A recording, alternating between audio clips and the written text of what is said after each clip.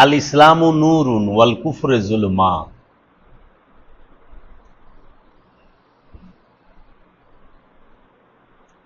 ইসলাম হইল নূর, কুফর হইল যুলমাত। মানে বাংলা যদি করি, ইসলাম শব্দের অর্থ হইল আত্মসমর্পণ, টোটাল স্যালেন্ডার। আর নূর শব্দের অর্থ জ্যোতি, প্রকাশ, বিকাশ, আলো, রোশনি। তাহলে আত্মসমর্পণই হচ্ছে জ্যোতি, প্রকাশ, বিকাশ, আলো। ওয়াল কুফরে যুলমাত, এবং কুফর মানে অস্বীকার, কাফের মানে অস্বীকারী, আর কুফুরি অস্বীকার করা। তাহলে অস্বীকারই হলো অন্ধকার, জুলুমাত মানে অন্ধকার। মানে কি অস্বীকার? অন্ধকার। আর কোথায় আত্মসমর্পণ করা? নূর। আল ইসলামু নূরুন, আত্মসমর্পণ করা হইল নূর, আত্মসমর্পণই নূর। মানে কোথায় আত্মসমর্পণ করা নূর? মানে আপনি যদি থানায় যাইয়া পুলিশের কাছে আত্মসমর্পণ করেন, কোর্টে যাইয়া জজের কাছে আত্মসমর্পণ করেন, তাই নূরে নূরময় হয়ে গেলেন। আত্মসমর্পণ তো অনেক ব্যাপার। হানাদার বাহিনী যখন আমাকে লুরাইছে, ধরা পড়ছে, তখন আত্মসমর্পণ করছে না হাত দিয়া, তাই কি নূরময় হয়ে গেছেন? তাহলে আত্মসমর্পণটা কোথায় করতে হবে? রসুলের কাছে, রবের কাছে। যারা রবের কাছে আর রসুলের কাছে আত্মসমর্পণ করতে পারে, তারাই নূরময় হয়েছে, রসুল আর রবের। এখন আপনি নিজের কাছে নিজে আত্মসমর্পণ করলেন, হবে? নিজের ইচ্ছার কাছে নিজে আত্মসমর্পণ করলেন, হবে? হবে না। এর জন্য অস্বীকার, ওয়াল কুফরে যুলমাত, কুফুর অস্বীকার করা হইল অন্ধকার। তো কুফুর কি? অস্বীকার। কারে অস্বীকার করা? অন্ধকার। রসুলকে অস্বীকার করা হইল অন্ধকার। রসুলের বাণীকে অস্বীকার করা অন্ধকার। রসুলের বাণী কোরআন, ইন্নাহু লা কাউলুন রাসূলিন কারীম, নিশ্চয়ই এই কোরআন সম্মানিত রসুলের বাণী। আবার রবের নাজিলকৃত বস্তুকে অস্বীকার করা হইল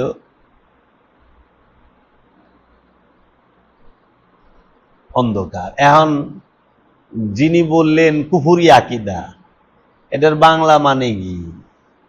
কুফুরি আকীদা মানে অস্বীকারী বিশ্বাস। অস্বীকারী আকীদা মানে কি? বিশ্বাস। আকীদা মানে বিশ্বাসও না, আকীদা মানে যে তার পছন্দ, এটা ধরা যায়।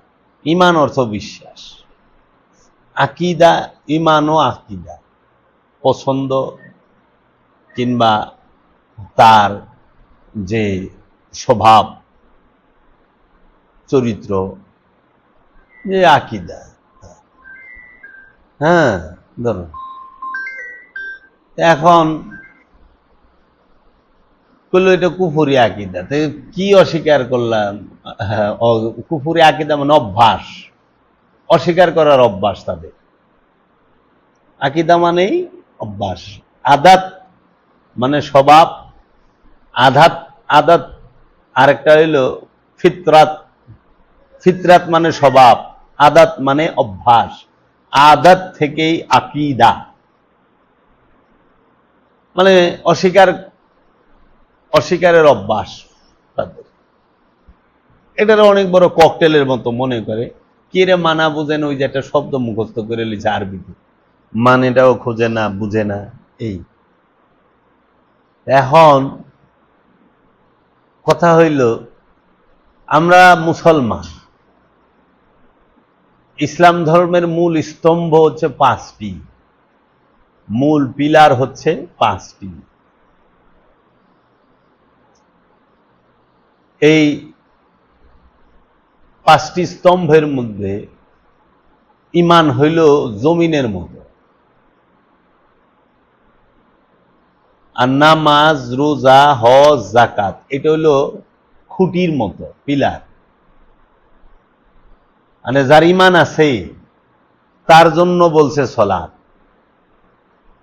ইয়া আইয়ুহাল্লাযীনা আমানু আকিমুস সালাত ওয়া আতুজ যাকাত, হে আমানু তুমি সালাত কায়েম করো, যাকাত আদায় করো। মানে প্রথম হইল যার ঈমান আছে তার জন্য নামাজ আছে, যার ঈমান আছে তাহার জন্য যাকাত আছে, যাহার ঈমান আছে তার জন্য হজ আছে,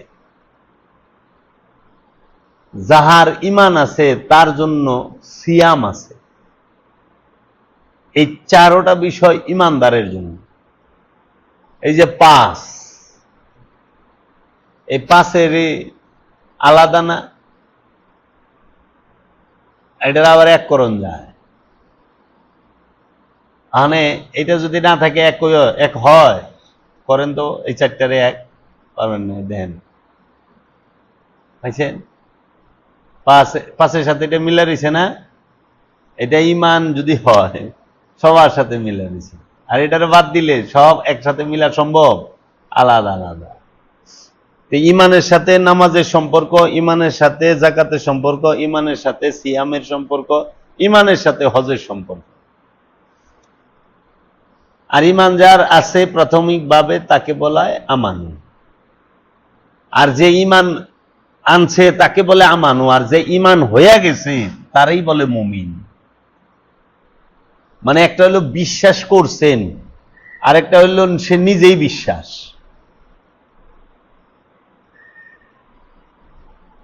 বুঝছেন?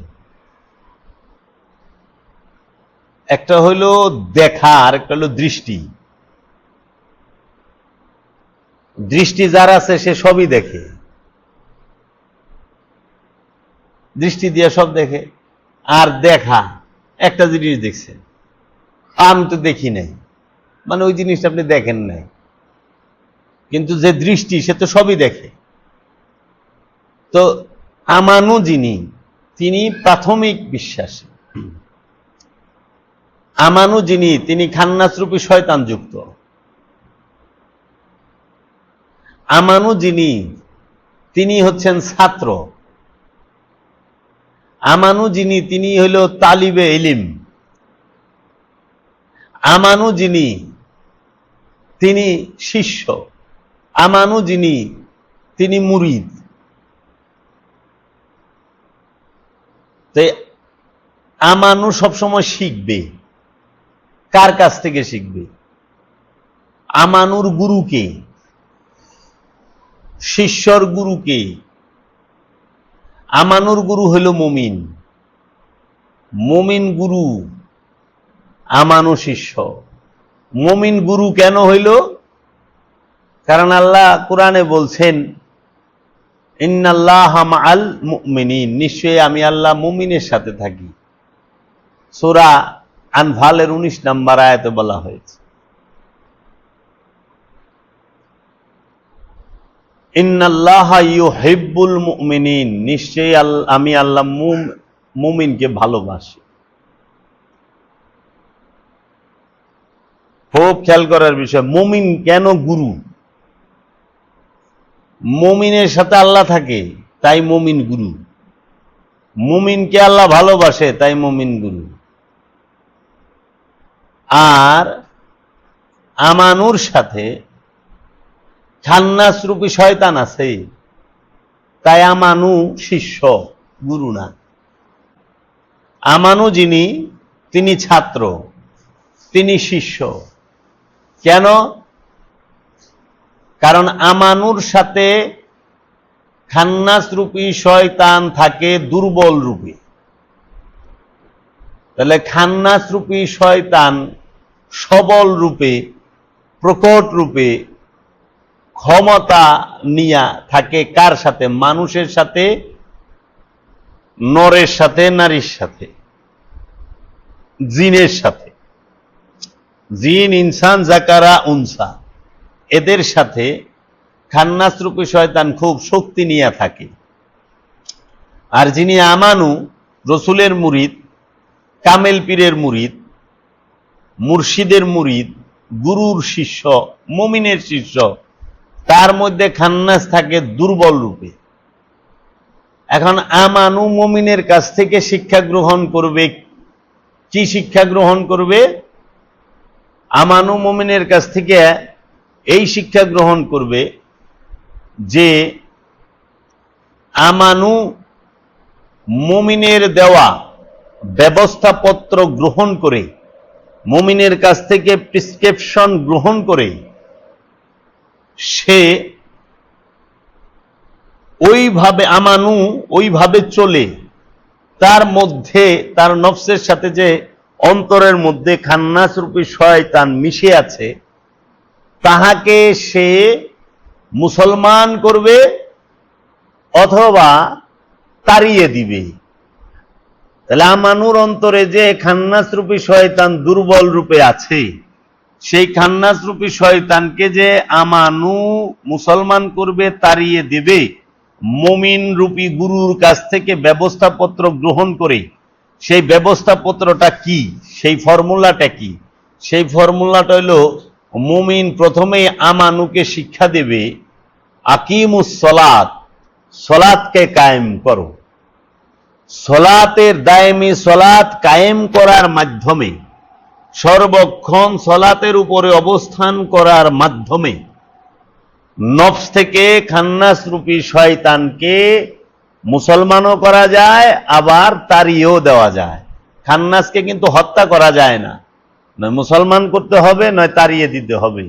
হত্যা করার কথা সারা কোরআনের নাই, মুসলমান করার কথা আছে। এখন মুসলমান কি নফস হবে, না মুসলমান আমিত্ব নামক খান্নাস হবে? আপনার মধ্যে যে আমিত্ব আছে সে মুসলমান হবে, না আপনার মধ্যে যে নফস আছে সে মুসলমান হবে? প্রশ্ন হইল এইটা। তো নফস যিনি, সে তো আল্লাহর সিফাতি নূর। নফস আগুন থেকেও সৃষ্টি হয় নাই, সে পানি থেকেও সৃষ্টি হয় নাই, সে মাটি থেকেও সৃষ্টি হয় নাই, সে বায়ু থেকেও সৃষ্টি হয় নাই।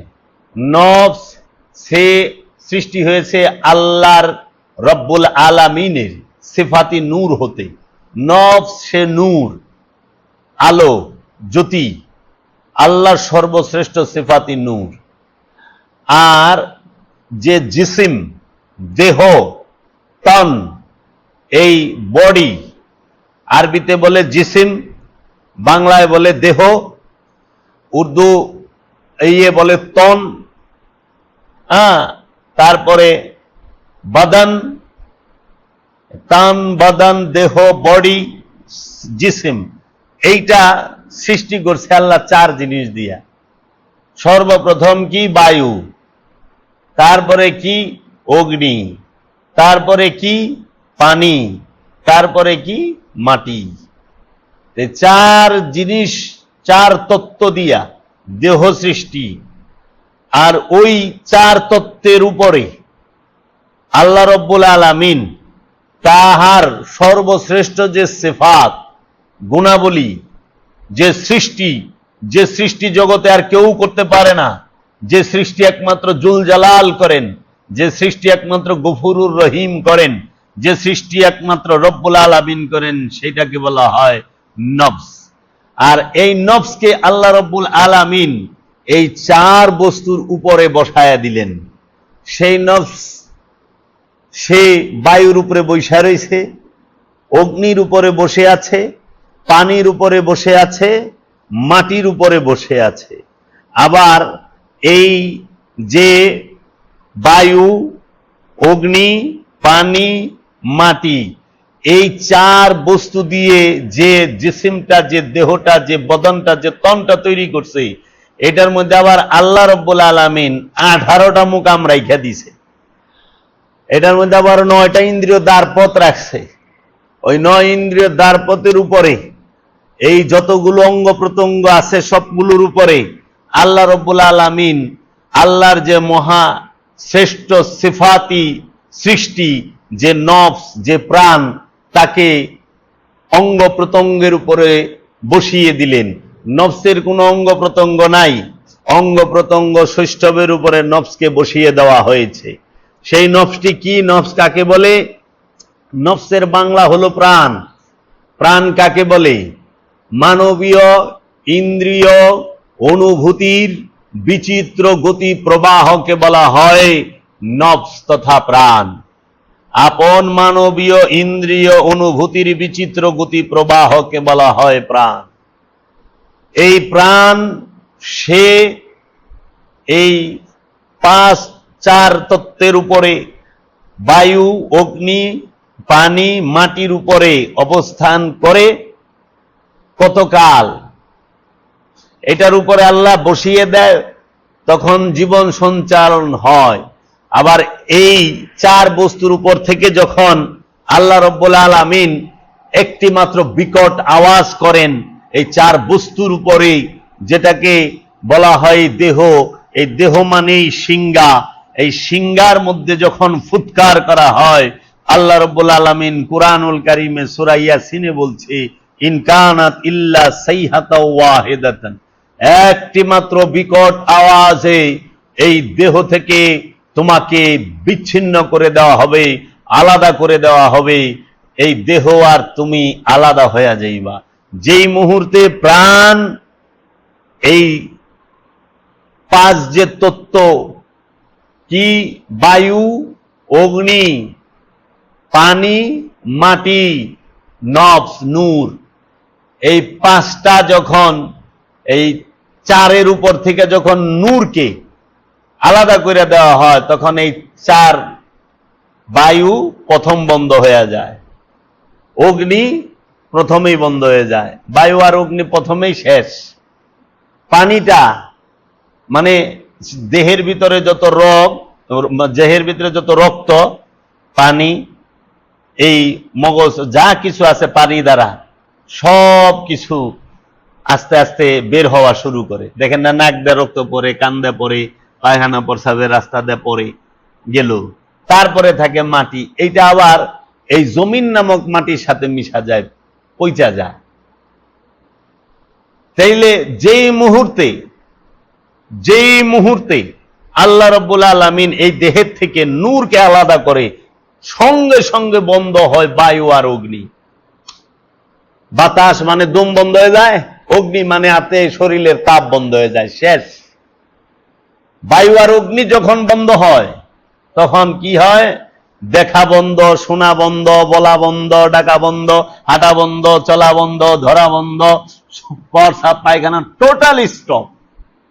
এখন 2টা জিনিস পচবো, পানিরটা পানিতে চলে যাবে, পানির সম্পর্ক পাতালে, যার সাথে যার সম্পর্ক সে তার কাছে জায়গা। অগ্নি, তার সম্পর্ক সূর্যের সাথে উপরে, এর জন্য আগুন নিচে ধরাইছেন, উপরে উঠে। পানির সম্পর্ক পাতালে, উপর থেকে পানি উপর দিকে ফেকেন কিন্তু উপরে যায় না, নিচে আহে। হ্যাঁ, আর যে আপনার বায়ু, তার সম্পর্ক শূন্যে, সে শূন্যের সাথে মিশা যায়। আর মাটি, তার সম্পর্ক মাটির সাথে জমিনে, সে জমিনের সাথে মিশা যায়। আমি এই 60-70 বছরে আপনি এই জমিন থেকে খাওয়া দাওয়া গ্রহণ করে এই 70 বছরে যা জমা করছেন, একদিনে সব সুদে আসলে ফেরত দিবেন।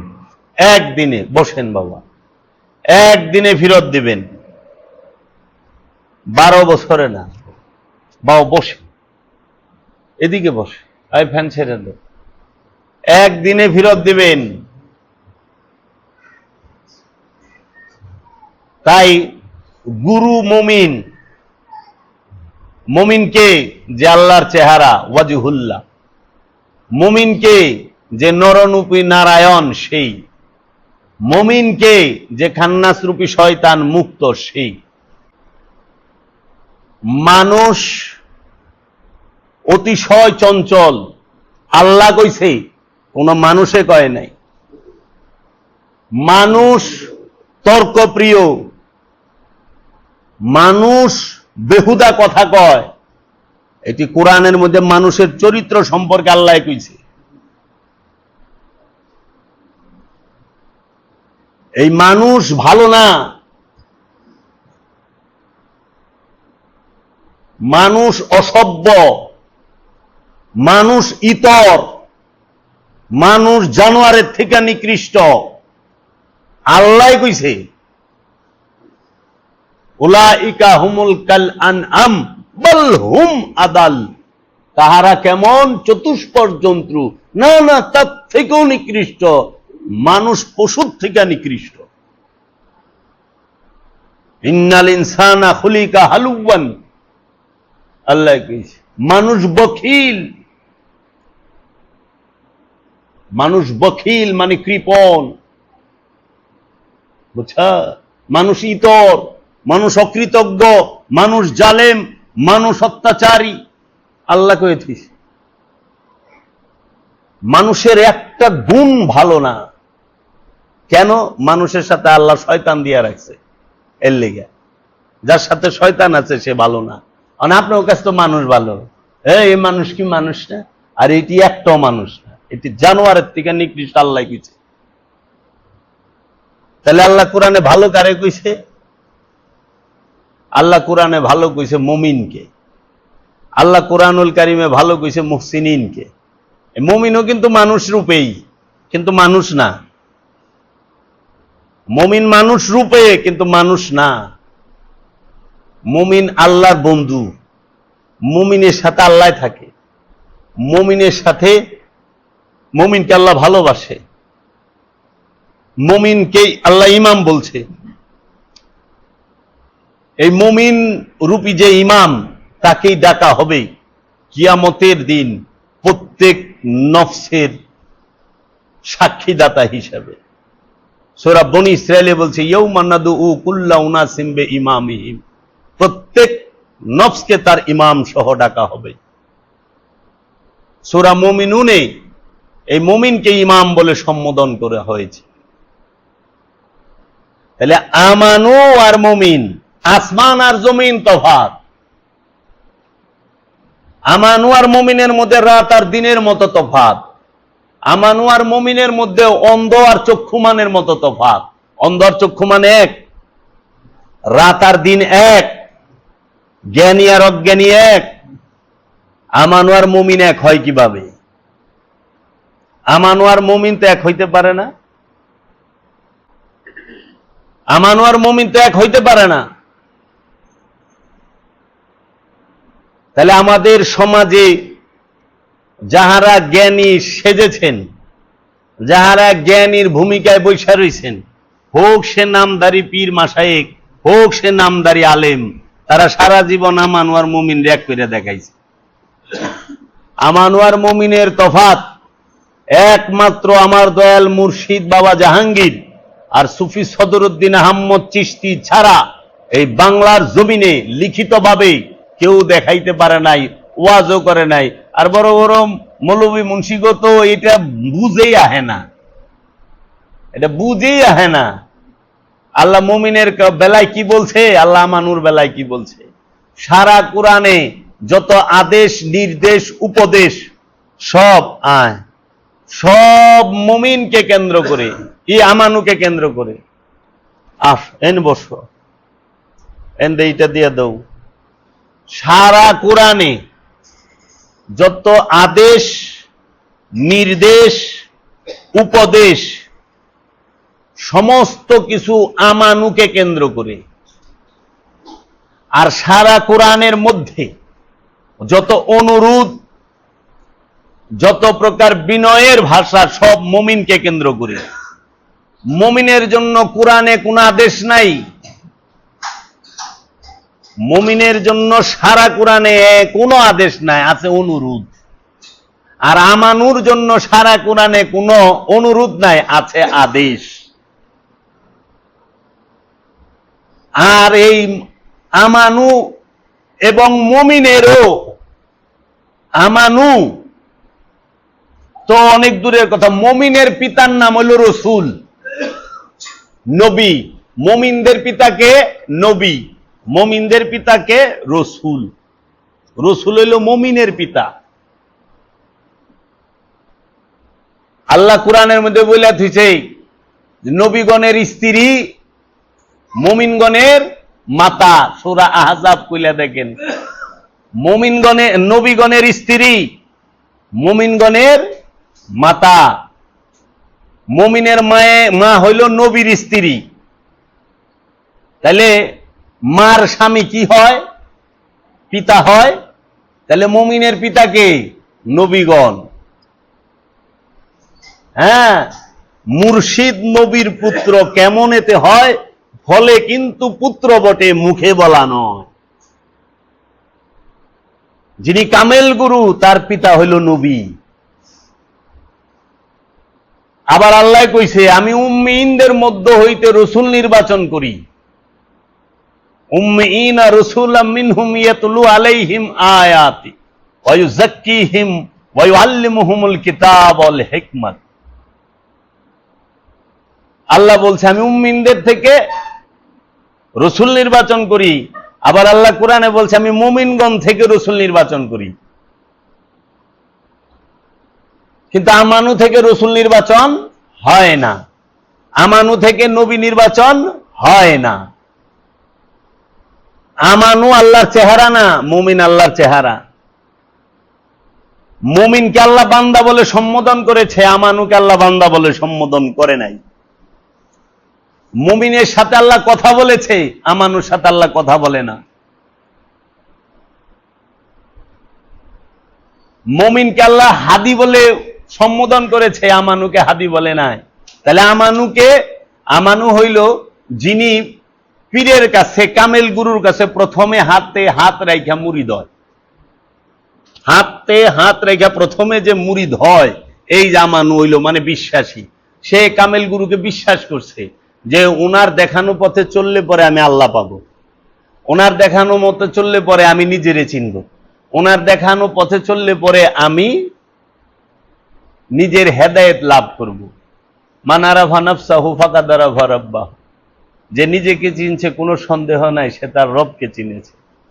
তাহলে আমানু আর মুমিনের তফাৎটা ভালো করে জেনে নিতে হবে, আপনাকে খুব ভালো করে জেনে নিতে হবে।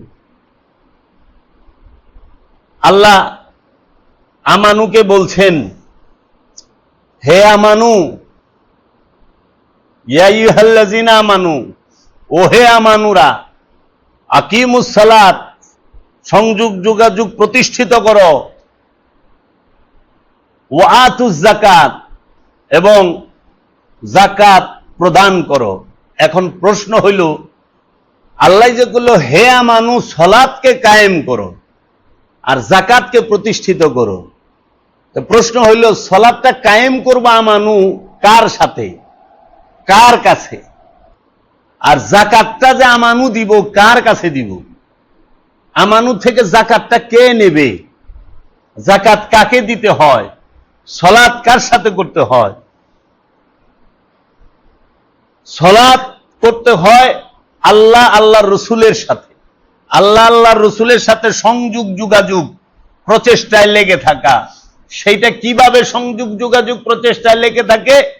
আরবি পইরা না, আরবি পইরা সংযোগ যোগাযোগ হয় না।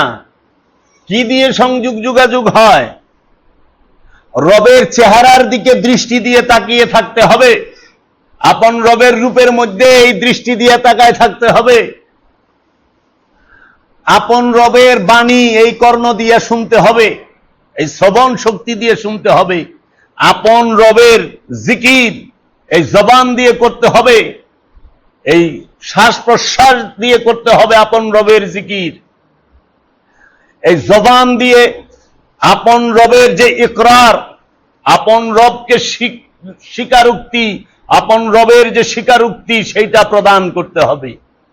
এই হাতের যে শক্তি, সেই শক্তি দিয়ে রবের রুজ্জুকে, রবের হাবিলকে, রবের যে শক্তি, রবের যে সুরত, সিরাত, আদর্শ, সমস্ত কিছুকে শক্ত মজবুত ভাবে ধরতে হবে। আর এই পা যে গতিবিধি, গতিবিধির প্রতীক হইল পা। এই পা দিয়ে ওই রবের যিনি নবী, ওই রবের যিনি রসুল, তার পিছনে পিছনে, তার পায়ের চিহ্নের পিছনে হাঁটতে হবে, তার পায়ের চিহ্ন দেখে তার পিছনে পিছনে তাহার সাথে সাথে হাঁটতে হবে। সে যদি তোমাকে মৃত্যুর মুখে নিয়ে যায়, মৃত্যুর মুখেই যাইতে হবে। সে যদি তোমাকে হেদায়েতে নিয়ে যায়, হেদায়েতেই যাইতে হবে। সে তোমাকে যদি উহুদে নিয়ে যায়, তুমি উহুদে যাইবা। সে যদি তোমাকে বদরে নিয়ে যায়, তুমি বদরে যাইবা। সে যদি তোমাকে খায়বারে নিয়ে যায়, খায়বারে যাইবা। এইটা হইল সালাত। সংযোগ যোগাযোগ প্রচেষ্টা একদম এই দেহের সাথে হাত যুক্ত, সংযোগ যোগাযোগ আছে। এই চোখের সাথে দৃষ্টি যুক্ত, সংযোগ যোগাযোগ তার সব সময়। ঠিক এই রকম ভাবে সালাত। অহনে তোমরা মনে করো সালাত মানে হইল সোজা কানের লতির গুড়ে হাত দিয়া নিয়ত বান্দা, তারপরে রুকুতে যাওয়া, তারপরে আরবি পড়া। এইটা মেজাজি, কিন্তু হাকিকি সালাত হইল রসুলের সাথে, রবের সাথে যুক্ত থাকা। এই জন্য সুফিরা বলে জো দম গাফেল সোদম কাফের, যেই শ্বাস প্রশ্বাসটা উদাসীন উই কাফের। এজন্য বলা হয় দমে দমে জপরে মন আল্লাহু। কিন্তু এইটাও একটু সাধারণ স্তরের কথা। দমে দমে জপরে মন, আপন গুরুর নাম, আপন গুরুর রূপ, আপন গুরুর জিকির, ওইটা কইতে ডরায়। আবার ওহাবিরা যদি সেটা যায়, দরবার যদি ভাঙ্গা ভালায়, এত সুন্দর করে দরবার সাজাইছি, ভাঙ্গা হালাইলে যাম গুই, এর লেগা ফাঁকি মারে। ফাঁকির কাম এহেনে চলে না, যা আমি চালাই না, এই স্পষ্ট কথা। এই আমানু মুমিনের তফাৎ নিয়ে বসার জন্য বাংলাদেশের সর্বশ্রেষ্ঠ আলেমদেরকে এখনো আমি আহ্বান জানাই। যদি কোনো বিখ্যাত আলেম থাকে বাংলাদেশের, যিনি গ্র্যান্ড মুফতি, তারই সিদ্ধ আহ্বান জানাইছি, আসার সাহস পায়। একজন আইছিল আমানু আর মুমিনের তফাৎ লয়ে, মনে আছে একবার এক হুজুরের শিষ্য কই বিষয়ই বুঝি না, আলোচনা কি করু। কারণ এটা হলো দর্শনগত বিষয়, এটা কখনোই গ্রামারের বিষয় না, ভাষার বিষয় না। যে ভাষা, এটা হলো দর্শন, এটা হলো ভেতরগত বিষয়। আমানু আর মুমিন, এটা হলো বিশ্বাসের স্তরের বিষয়, লেয়ারের বিষয়। কাজেই এই জায়গায় যে না ডুবছে সে পাইব না, সে বুঝবো না। আমানুকে শয়তান ধোঁকা দিতে পারে এবং ধোঁকা দেয়, মুমিনকে শয়তান ধোঁকা দিতে পারে না। আবার কোরআন এরকমও বলছে যে উঁচু স্তরের আমানু যারা বিশ্বাসী, উঁচু স্তরের মানে জাবরুত মুকামে যে যায় রইছে, লাহুতে যায় নাই, জাবরুতে, ওই আমানুকেও শয়তান ধোঁকা দিতে পারে না। শয়তান ধোঁকা দেয় মানুষকে, শয়তান ধোঁকা দেয় ওই জিনকে। মানুষ আর জিন শয়তানের ধোঁকায় 24 ঘন্টা পইরা থাকে। আর সাধারণ যারা আমানুর স্তরে প্রাথমিক, তাদেরকেও ধোঁকা দেয়। অনেক সময় শয়তান বয়ে থাকে, হ্যাঁ, এই আমানুগ ভিতরে, মুরিদের ভিতরেও শয়তান বয়ে থাকে, ওই খোঁচা দেয়, কিরে হ্যাঁ তোর পীরে কইতাছে আল্লাহ আল্লাহ, আর তুই দিহি খালি গছ হ্যাঁ মুর্শিদ মুর্শিদ, এটা ঠিক, তুই ওইটা কর। কিন্তু এটা বুঝে না খাজা গরিবে নওয়াজের জিকির আর তাহার মুরিদের জিকির এক না, এক না। কাজেই বাবা, আমানুর বিষয়টা, মুমিনের বিষয়টা স্পষ্ট ধারণা থাকতে হবে আপনার। আমি যে কথাগুলো বললাম, সমস্ত কথাগুলো কোরআনের দলিল থেকে বললাম। আমি আজগবি শরীফ পড়ি না, আমি আজগবি শরীফ থেকে কথাও বলি না। গুজব শরীফ আমি পড়ি না, গুজব শরীফ থেকে আমি কথা বলি না। বুঝছেন? মুমিন সম্পর্কে আর আমানু সম্পর্কে, এই দুই সম্পর্ক, মুমিন আর আমানুর মাঝখানে আরেকটা দর্শন, আরেকটা সম্পর্ক দাঁড়ায় রয়েছে, সেটা হলো মুসল্লি। মুসল্লি আর মুমিন আর আমানুর মাঝখানে যে দাঁড়ায় থাকে তার নাম মুসল্লি। আমানু হলো রসুলের বিশ্বাসী, আর মুসল্লি হলো রসুলের সাথে সংযোগ যোগাযোগকারী। বুঝছ? মন দিয়ে শুনে, যাবৎকালে এই আলোচনা কেউ করে নাই, কোথাও পাবা না। মুমিন আর আমানুর মাঝখানে যে দাঁড়িয়ে আছে তাকেই মুসল্লি বলে। আমানুকে যিনি রসুলকে বিশ্বাস করছেন যে হ্যাঁ ইনি আল্লাহর রসুল, আমি উনার চরিত্র, উনার যে কথা, উনার যে বাণী সেটা শুনে উনার সাথে চলে বুঝতে পারলাম, তাই আমি উনার ভক্ত হয়ে গেলাম, মুরিদ হয়ে গেলাম। আমানু যখনই মুরিদ হইছে রসুলের কাছে তখনই রসুল আমানুকে দাঁড় করায় দিল কিসে? আমলে সালেহায়, মানে সৎকর্মে, দায়েমি সলাতে, মুরাকাবা, মুশাহেদায়। তখনই আমলে সালেহায় যখন সে দাঁড়ায় করতে, আমলে সালেহা করতে যখন সে দাঁড়ায় তখন সে হয়ে যায় মুসল্লি। এখন মুসল্লি সে রসুলের কথা অনুযায়ী, গুরুর কথা অনুযায়ী সে দায়েমি সালাত করে, সর্বক্ষণ সালাতের উপরে দণ্ডায়মান থাকে। যে সর্বক্ষণ সালাতের উপরে দণ্ডায়মান তিনি হইল মুসল্লি, তিনি মুসল্লি। এখন মুসল্লির গুণ আল্লাহ কোরআনে 8টা কয়ে থুয়ে দিছে। সূরা মারিজে মুসল্লির গুণ হইল 8টা, আল্লাহ কোরআনে স্পষ্ট বলছে।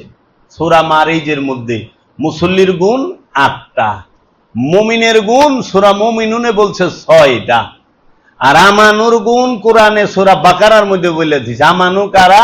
যারা আল্লাহতে বিশ্বাস করে, যাহারা রসুলকে বিশ্বাস করে, নবীকে বিশ্বাস করে, যাহারা আল্লাহর কিতাবকে বিশ্বাস করে, যারা আল্লাহর ফেরেশতাকে বিশ্বাস করে, ফেরেশতাদের উপরে বিশ্বাস রাখে, যারা ইয়াউমুল আখিরাতের উপরে বিশ্বাস করে, যারা কিয়ামত দিবসের উপরে বিশ্বাস করে রাখে, তাহারা আমানু।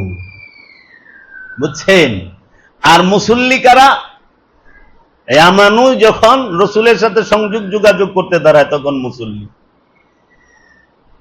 দেখেন আমানু কারা, মুসল্লি কারা, কোরআন স্পষ্ট বইলা দিছে যে আমানু তাহারা কারা? আল্লাহতে বিশ্বাস করে, নবী ও রসুলকে বিশ্বাস করে, কিতাবের উপরে বিশ্বাস করে, ফেরেশতাদের, মালাইকদের উপরে বিশ্বাস রাখে, ইয়াউমুল আখিরাতের উপরে বিশ্বাস করে, কিয়ামতের উপরে বিশ্বাস করে, আল্লাহর তরফ হইতে যাহা কিছু নাজিল হয়েছে সকল কিছুর উপরে বিশ্বাস রাখে, তারা আমানু। আর এই আমানু যখন আল্লাহর রসুলের হাতে হাত দিয়া বায়াত গ্রহণ করে মুরিদ হয়, তখন সে রসুলের কাছে থেকে যে প্রেসক্রিপশন, ব্যবস্থাপত্র পায়, আল্লাহর রসুল বলে ইয়া আইয়ুহাল্লাযিনা আমানু, হে আমার মুরিদ, হে আমার শিষ্য, হে আমার ছাত্র, হে আমার বিশ্বাসী, তুমি আকিমুস সালাত, তুমি সালাতকে কায়েম করো। আল্লাযিনা হুম আলা সালাতিহিম দায়েমুন, তাহারাই মুসল্লি যারা সর্বক্ষণ দায়েমি সালাতের উপরে থাকে। রসুল বলতাছে আমানুকে সালাত কায়েম করো, আর সে আমানু যখন সালাতে দাঁড়ায় তখন বলতাছে সালাতের উপরে দায়েম থাকো। আমানুকে বলতাছে ইয়া আইয়ুহাল্লাযিনা আমানু আকিমুস সালাত, হে আমানু সালাতকে কায়েম করো। আমানু শুনে বলল ইয়া রাসূলুল্লাহ, সালাতকে কিভাবে কায়েম করুম? তখন আল্লাহর রসুল ওই মুসল্লিকে বলল, তার পিছনে যে দাঁড়াইছে তাকে বলল আল্লাযিনা হুম আলা সালাতিহিম দাইমুন, তাহারাই মুসল্লি যারা সর্বক্ষণ রসুল আর রবের সাথে সংযোগ যোগাযোগ প্রচেষ্টায় লিপ্ত। সর্বক্ষণ সংযোগ যোগাযোগ প্রচেষ্টায় লিপ্ত যে তাকে বলে মুসল্লি। টুপি মাথায় দিলে আর দাড়ি রাখলে মুসল্লি হয় না। মুসল্লির প্রথম গুণ এটা কোরআনে বলছে সূরা মারিজের 23 নম্বর আয়াতে। দেখছো, আমানু সালাত কায়েম করবে আর মুসল্লি সালাতের উপরে দায়েম থাকবে। বুঝছা? হুইনো প্রথম গুণ মুসল্লির। মুসল্লির দ্বিতীয় গুণ আল্লাহ রসুল বলে দিলেন যে মুসল্লি সে তার সম্পদের মধ্যে অন্যের অধিকার সম্পর্কে অবগত, অন্যের হক সম্পর্কে অবগত আছে। মুসল্লি যে তার সম্পদের মধ্যে, তুমি যে খানা খাও এই খানার মধ্যে আরেকজনের রিজিক অধিকার বৈশা রয়েছে। তুমি যে মাকান বাড়ি বানাইছো এটার মধ্যে অন্যের অধিকার আছে, মুসাফিরের থাকার অধিকার আছে। তুমি যে খানা খাও সেই খানার মধ্যে পোকামাকড়ের খানার অধিকার আছে, পশু পাখির খানার অধিকার আছে। এক লুকমা বাদ থেকে দেখো পাখিতে খাইব, পিঁপড়ায় খাইব। মুসল্লির 3 নম্বর গুণ, যিনি মুসল্লি সে জানে সে সবসময় তার রবের আযাব সম্পর্কে ভীত থাকে। মুসল্লির 4 নম্বর গুণ, যিনি মুসল্লি তিনি ইয়াউমুল আখিরাতের উপরে বিশ্বাস স্থাপন করে। মুসল্লির 5 নম্বর গুণ, যিনি মুসল্লি তিনি আমানত এবং ওয়াদা রক্ষা করে। আমানত আর ওয়াদা রক্ষা করতে গেলে কি করণ লাগবো? কেমনে রাখবেন আমানত আর ওয়াদা রক্ষা? কি মুখ দিয়ে করণ যায়? সিয়ামের মাধ্যমে আমানত আর ওয়াদা রক্ষা করে। আত্মসংযম যে করে, সিয়াম যে করে, সে আমানতও রক্ষা করে, ওয়াদাও রক্ষা করে। কারণ সিয়াম মানেই সংযম, আত্মসংযম করে চলে। এই আমানত জাহেরি বাতিনি দুইটাই আছে। মুসল্লির 7 নম্বর গুণ, যে মুসল্লি, এই মুসল্লির 6 নম্বর গুণ, যে মুসল্লি সে তার লজ্জা স্থানকে হেফাজত করে। লজ্জা স্থানকে হেফাজত করে। লজ্জা স্থান মানে আপনার কখনোই নিচের পার্ট না। লজ্জা স্থান মানে আপনার দৃষ্টি আর মস্তিষ্ক।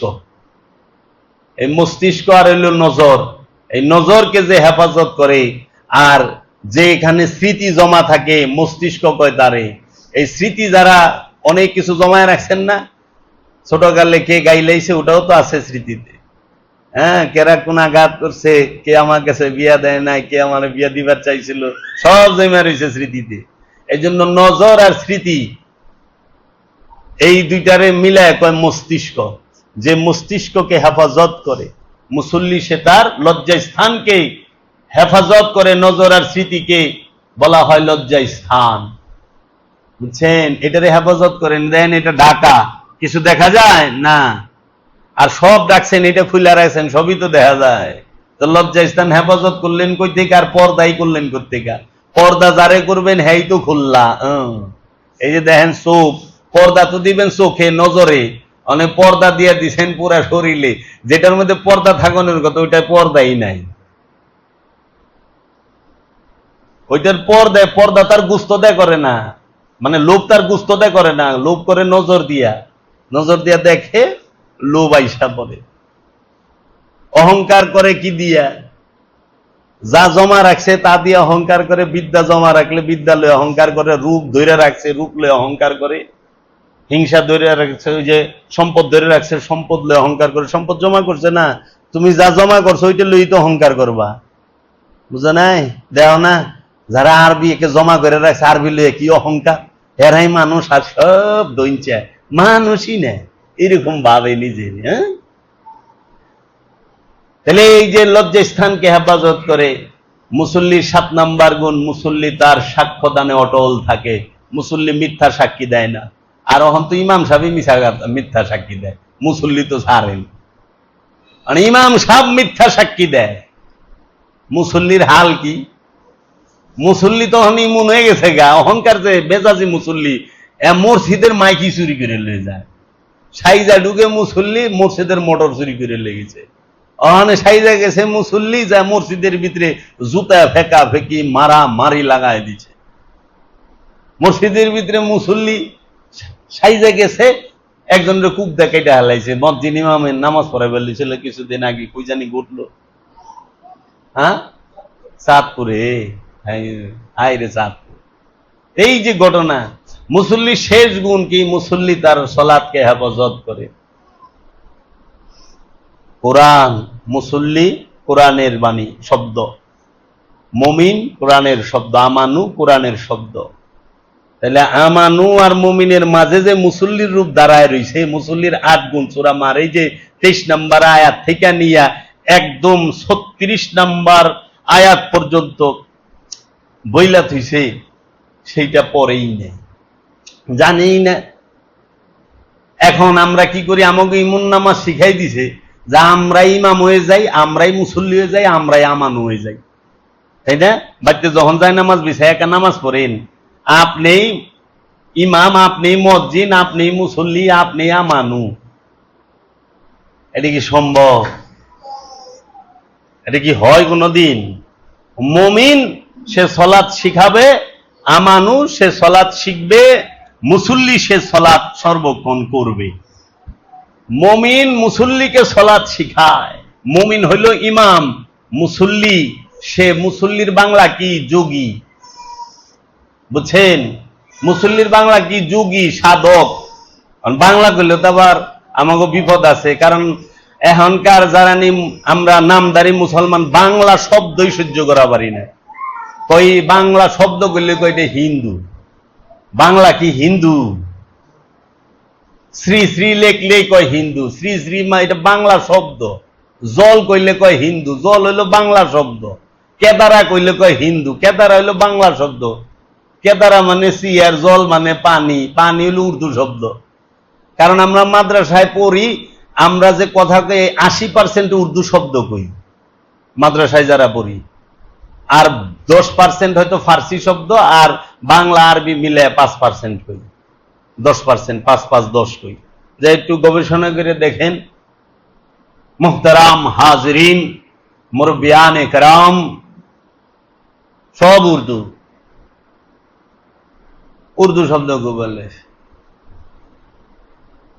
খানা খান উর্দু শব্দ, বাংলা হলো সেবা গ্রহণ করেন।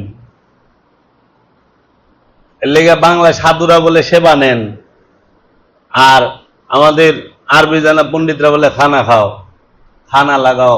উর্দুতে খানা কয়। বুঝছেন? কি কইবেন আপনারা? বাংলা কইলেই খেইবা যান। বাংলা ভাষাটারই জীবনে ভালোবাসতে পারলেন না বাংলাদেশে তাইকা।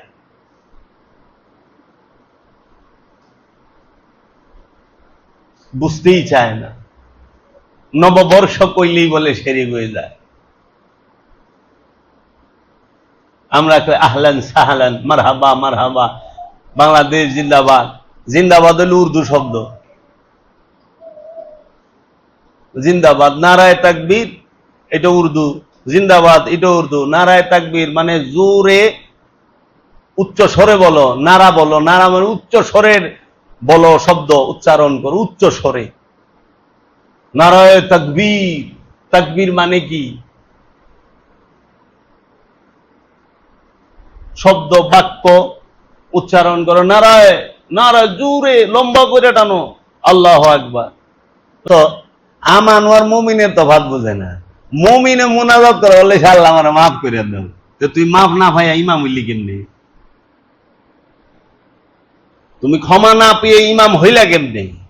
আবার ওখানে অনেক ইমাম সাহেব যখন বলৎকার করে ধরা খায়, কয় হুজুর আপনি কামটা কেমনে করলেন? এটা একটা কাম করছেন। তাই আমি করি না, শয়তানের ধোকায় করে ফেলেছি, শয়তান করাইছে। মুমিন রে শয়তান ধোকা দিবার পারে না, ইমাম রে শয়তান ধোকা দিবার পারে না। যারে শয়তান ধোকা দেয়, যার মধ্যে শয়তানের ধোকায় পড়ে যে ইমাম কাম করে, বুঝতে হইব সে ইমাম হয় নাই, সে আরবি জানা ইমাম হইছে, আল্লাহর রসুলের নিযুক্ত ইমাম হয় নাই, খান্নাস মুক্ত ইমাম হয় নাই, আরবি যাই না ইমাম হইছে। তা আরবি পড়া তো সবাই প্র্যাকটিস করলে পড়া পারে। আর কি কইবেন? ইমাম রে শয়তান ধোকা দেয়া পারে না, মুমিন রে শয়তান ধোকা দেয়া পারে না, উঁচু স্তরের আমানুরও শয়তান ধোকা দেয়া পারে না। এরা ইচ্ছাকৃত যাহা করে, মুমিন খাইলেও ওইটাই ইবাদত, মুমিন ঘুমাইলেও ওইটাই ইবাদত, মুমিনের ঘুমটাও ইবাদত, মুমিনের খাওয়াটাও ইবাদত, মুমিনের দেখাটাও ইবাদত, মুমিনের সমস্ত কিছুই ইবাদত। যেই পর্যন্ত এই বিষয়গুলো না বুঝতে পারবে, মুমিন মানে কি, মুমিন অর্থ কি? পরিপূর্ণ বিশ্বাসী। আমানু অর্থ কি? প্রাথমিক বিশ্বাসী। মুসল্লি অর্থ কি? সাধক, যোগী। যোগী কারে কয়? যে নিজের নফসকে রবের সাথে যুক্ত করার প্রচেষ্টায় লিপ্ত, যে নিজেকে রবের সাথে যুক্ত করতে ব্যস্ত, লিপ্ত, প্রচেষ্টা। তখন কেন নিজেকে রবের সাথে যুক্ত করতে চায়? সে কি রব থেকে আলাদা হয়ে রয়েছে? হ্যাঁ। কেন আলাদা হয়ে রয়েছে? রব আর নফসের মাঝখানে খান্নাস রূপী শয়তান দেয়াল হইয়া দাঁড়ায় রয়েছে, পর্দা হইয়া দাঁড়ায় রয়েছে। যেই দিন খান্নাস রূপী শয়তান নামক পর্দাটাকে ছিঁড়ে ফেলতে পারে সাধক, ওই দিন তার নফসের সাথে তার রবের সংযোগ যোগাযোগ, তার নফসের সাথে তার রসুলের সংযোগ যোগাযোগ হয়ে যায়। বিষয়গুলো বুঝতে হবে বাবা। এর জন্য ওই কয়টা আরবি শব্দ মুখস্থ কইরা দর্শনগত বিষয়টা, নিগুড় রহস্যময় বিষয়টা বুঝতে পারে না, না বুঝা ওই কয়টা শব্দ মুখস্থ কইরা, তথ্য মুখস্থ কইরা আওড়াইলে সারা জীবন আপনি কিছু কথা এবং যুক্তি তর্ক দিয়া হারাই দিতে পারবেন মানুষকে। আপনার সাথে কেউ পারে না যুক্তি তর্কে। আপনি অনেক পাণ্ডিত্য অর্জন করেছেন, কিন্তু বুকে হাত দিয়ে বলেন তো আপনি কি তৃপ্তি পাইছেন, স্বাদ পাইছেন, সত্যকে পাইছেন? না। তাই আমার দয়াল বাবা জাহাঙ্গীর, আমার মুর্শিদ কেবলা ও কাবা বলছেন যে বাবা, কিছু কথা শিখা যুক্তি তর্কে তোমার সাথে কেউ পারে না, অনেকের হারায় দাও। এটা তোমার আত্মতৃপ্তি, তোমার নিজের একটা অহমিকা বাড়ে, কিন্তু তুমি কিন্তু স্বাদ তৃপ্তি পাও নাই, নিজের নফসকে পবিত্র করতে পারো নাই, মুতমাইন হইতে পারো নাই, শান্ত হইতে পারো নাই। যার নফস মুতমাইন সে হইল জান্নাতি, আল্লাহর বান্দা, সেই মুমিন। অহনে দিহি যে ইমামতিও করে মাদ্রাসার মুহতামিমও, হ্যাঁ আবার ফেসবুকে একবার কি গুনার থেকে বাসনের লোকে দ্বিতীয় হাঙ্গা করেছি। কি কয় ইমাম সাহেব আবার গুনাহ করেনি, ইমাম সাহেব যা করবো ওইটাই তো ইবাদত, ওইটাই অনুসরণীয়, ইমামকেই তো অনুসরণ করতে হবে কোরআন দর্শনে। অনেক ইমাম সাহেবেরই বলে গুনাহ জায়গা, এর লেগে দ্বিতীয় হাঙ্গা করিচ্ছে। হাঙ্গা মানে নিকাহ, নিকাহ মানে বিয়াহ। আমরা ঢাকায় এত হাঙ্গা কই। হ্যাঁ, গুনাহ থেকে বাঁচার লেগে দ্বিতীয় হাঙ্গা করছে, চিন্তা করে। তাইলে যারা বিয়া করে নাই হেরা গুনাহ থেকে বাঁচে কেমনে? বিয়ে তো অনেক মহাপুরুষও করে না, তাই না? গুনাহ থেকে বাঁচা নিলে অনেক বিয়েও করানো লাগবে। আর কত কারিশমা দেখাইবা তোমরা, কি কয় না কয়। তো যাই হোক, আমরা বুঝতে পারছি সে যে আরবি জানা ইমাম, নিজেরে জানা ইমাম না, রবকে জানা ইমাম না, রসুলকে জানা ইমাম না। তাই তো ফকির লালন বলছেন, নামাজ পড়ে বেহেশতে যাব, এই কথা মন সবাই ভাবো, রাসূল দর্শন কিসে পাবো, লালন শুধু ভাবে তাই, কোন নামাজে ও মুসল্লি খোদার দিদার হয়, বলো কোন নামাজে ও মুসল্লি খোদার দিদার হয়। সেই নামাজটা অবশ্যই দায়েমি নামাজ। দায়েমি নামাজে স্বভাবের পরিবর্তন হয়। লেবাস ধরলে মুসলমান হয় না। মুসলমান দেহর বিষয় নয়, দেহকে মুসলমান করতে হবে এই কথা কোরআন বলে না। নফসকে মুসলমান করতে হবে এই কথাও কোরআন বলে নাই। মুসলমান করতে হবে আপনার সুদূরকে, কলবকে, মনকে। মুসলমান হবে মন, কারণ আপনার যে নফস তথা প্রাণ, সে আল্লাহর সর্বশ্রেষ্ঠ সিফাতি নূর। জাতের থেকে সর্বপ্রথম যে সিফাত মানে গুণাবলী, সেটাই হলো প্রাণ। এর জন্য ওই নূর অপবিত্র হয় না। নূরের সাথে ময়লা মিললে, অপবিত্র মিললে তাকে অপবিত্র বলে। কামনা মিললে, নফসের সাথে কামনা, নূরের সাথে কামনা লাইগা রয়েছে, যেরকম দেহের সাথে ময়লা লাইগা থাকে, কিন্তু দেহ ময়লা না, দেহের সাথে লাগছে ময়লা, পানিতে সাবান দাও যাইব গা। আবার এই দেহ চার জিনিস দিয়ে তৈরি, বায়ু, অগ্নি, পানি, মাটি। এই চারও বস্তু আল্লাহর তৌহিদ রাজ্যে বসবাস করে। আল্লাহ কইছে, ওয়াশ-শামসু ওয়াল কামারু ওয়ান নাজমু ওয়াশ-শাজারু ইয়াসজুদান। আল্লাহ বলছেন, ইউসাব্বিহু লিল্লাহি মা ফিস সামাওয়াতি ওয়া মা ফিল আরদিল মালিকুল কুদ্দুসুল আজিজুল হাকীম। আসমান জমিনের যাহা কিছু আছে সমস্ত কিছু আল্লাহ তাসবিহ পাঠ করে। এই মাটি, পানি, বায়ু, অগ্নি সবাই আল্লাহ তাসবিহ পাঠ করে। তারা তৌহিদে বাস করে, বায়ু তৌহিদে বাস করে, আগুনও তৌহিদে বাস করে, পানিও তৌহিদে বাস করে, মাটিও তৌহিদে বাস করে। তাইলে নফস নূর, সে অপবিত্র না, আল্লাহর সর্বশ্রেষ্ঠ সিফাত। আর বায়ু, অগ্নি, পানি, মাটি এই সব আল্লাহর তৌহিদে বাস করে, এদের মধ্যে শয়তান নাই। তাইলে অপবিত্রটা কি? অপবিত্রটা হইল তোমার ভিতরের খান্নাস তথা কামনা। এর জন্য দেহ তৈরি বায়ু, অগ্নি, পানি, মাটি দিয়া, তো দেহের মুসলমান হওয়ার কিছুই নাই, কারণ দেহ তৌহিদে বাস করে, সে পূর্ব থেকেই মুসলমান, সৃষ্টিগতভাবে মুসলমান। আর নফস, সে নূর, সেও মুসলমান, মানে আত্মসমর্পণকারী।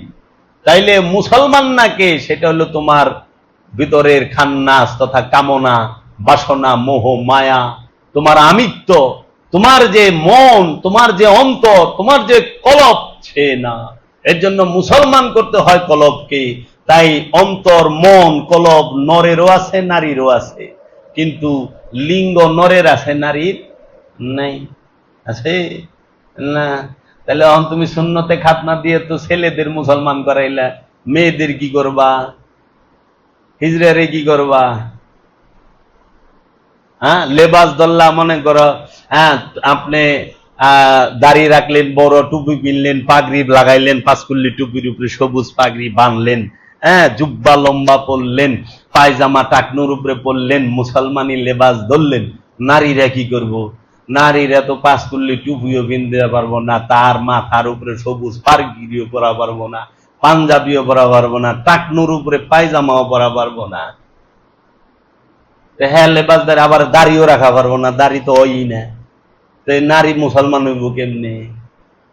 তাহলে হাকিকি মুসলমান নরেরও করতে হবে অন্তরকে, নারীরও করতে হবে অন্তরকে। তো মুসলমানিত্ব হইল অন্তরের বিষয়। মুসলমানিত্ব কখনোই দেহের দৈহিক বিষয় নয়, এবং মুসলমানিত্ব কখনো লেবাসদারি বিষয় নয়। মুসলমানিত্ব হইল আদর্শের বিষয়, মুসলমানিত্ব হইল আখলাক, চরিত্রের বিষয়, স্বভাবের বিষয়। মুসলমানিত্ব হইল অন্তরকে, মনকে করতে হয়। মুসলমান করবেন মনকে, অন্তরকে, কলবকে, সুদূরকে। আর অনেক মুসলমান সাজা শুরু হয়ে গেছে। और या मोहम्मद रोज अजल से, या मोहम्मद रोज अजल से मैं तेरा दीवाना हूँ। या मोहम्मद रोज अजल से मैं तेरा दीवाना हूँ। अरे या मोहम्मद